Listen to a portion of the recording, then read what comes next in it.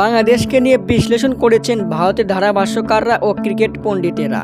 তারা বলেছেন বাংলাদেশের পেস স্পিন শক্তি ভারতের চেয়েও কম নয়। ভারতের বিপক্ষে বাংলাদেশ দুর্বল দল নয়, তারা ব্যাটিং বোলিং দুটোতেই বর্তমান দাপট দেখাচ্ছে।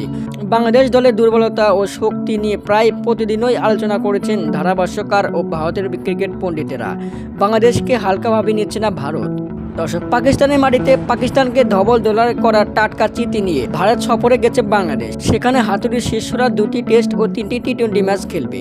পাকিস্তানের বিপক্ষে টাইগারদের দলের অবস্থা যখনই খারাপ ও বাজে অবস্থায় পড়েছিল, টাইগাররা তখনই হাল না ছাড়ার মানসিকতা দেখিয়েছে।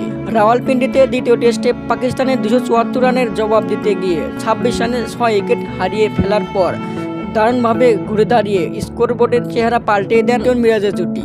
সে টেস্ট জিতেছে 6 উইকেটে আর দ্বিতীয় টেস্ট জিতেছে 10 উইকেট। পেস ও স্পিন বোলিং আক্রমণে দুই জায়গাতেই ভালো অবস্থানে আছে বাংলাদেশ। অভিজ্ঞতার দিক দিয়ে ভারতের থেকে একটু পিছিয়ে থাকলেও যে কোনো কন্ডিশনে বোলিং করতে পারে টাইগাররা। বিডি নিউজ, হৃদয় হাসান।